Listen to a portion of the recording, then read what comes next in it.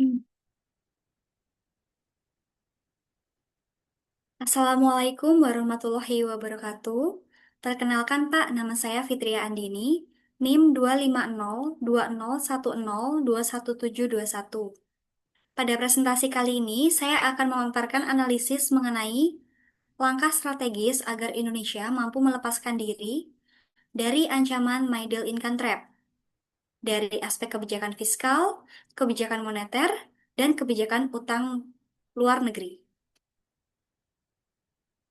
Nah, memahami jebakan kelas menengah. Untuk middle income trap sendiri merupakan kondisi yang dipopulerkan Bank Dunia, di mana negara berhasil masuk ke level pendapatan menengah, namun stagnan dan gagal naik kelas menjadi negara maju. Nah, akar masalahnya yaitu kehilangan daya saing akibat terlalu mengandalkan upah murah dan ekspor bahan mentah bernilai rendah. Untuk bisa keluar dari kondisi tersebut, transformasi menjadi ekonomi yang digerakkan oleh inovasi, teknologi, dan SDM berproduksi tinggi. Pertama, dari aspek kebijakan fiskal, APBN kita harus diubah dari orientasi konsumtif menjadi investasi produktif jangka panjang. Ada tiga langkah krusial di sini. Yang pertama, realokasi anggaran untuk SDM. Saat ini, anggaran riset kita hanya di kisaran 0,2 hingga 0,3% dari PDB. Angka ini harus dinaikkan secara masif, seperti negara Korea Selatan yang mengalokasikan 4,5% dari PDB-nya agar kita bisa menciptakan teknologi sendiri. Yang kedua, insentif pajak untuk hilirisasi. Kebijakan larangan ekspor nikel mentah telah membuktikan bahwa dengan hilirisasi, nilai ekspor kita melonjak dari 3,3 miliar dolar menjadi 33 miliar dolar. Insentif serupa harus diperluas ke sektor strategis lainnya. Yang ketiga, perluasan basis pajak.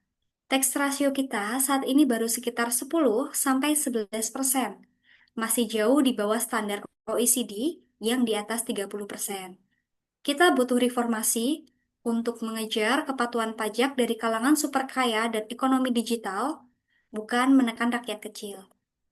Nah, yang kedua, dari aspek kebijakan moneter, Bank Indonesia memiliki peran sebagai penjaga stabilitas sekaligus akselerator.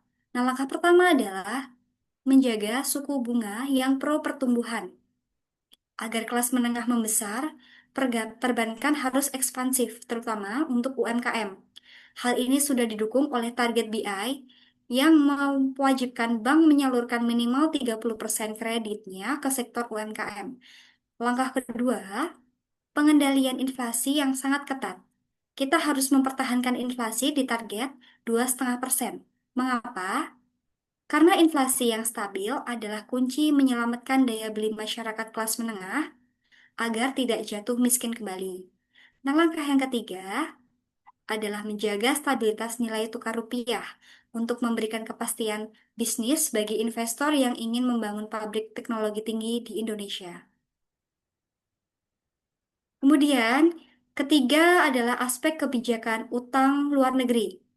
Nah, utang sendiri adalah instrumen wajar, tetapi harus dikelola dengan sangat hati-hati.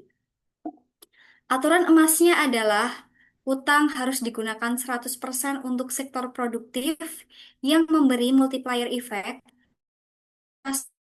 dan digital. Utang haram digunakan untuk belanja rutin. Saat ini, rasio utang kita sangat disiplin di kisaran 38 sampai 39% dari PDB.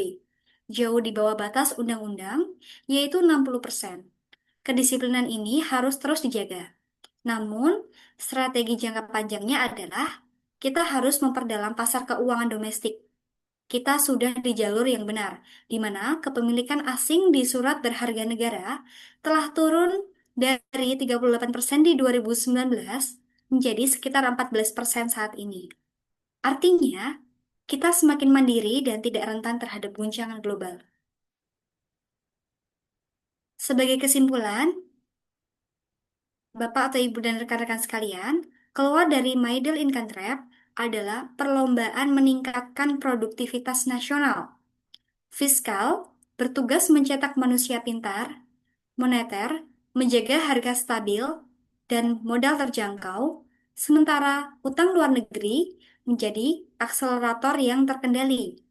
Jika ketiga pilar ini berjalan selaras, fondasi ekonomi kita akan cukup kokoh untuk menembus ambang batas negara maju.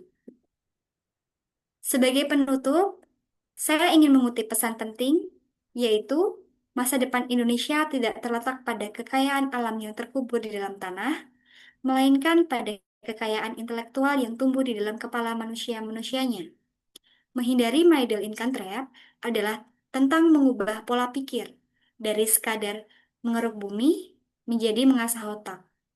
Baiklah, sekian pemaparan dari saya. Terima kasih, Bapak. Wassalamualaikum warahmatullahi wabarakatuh.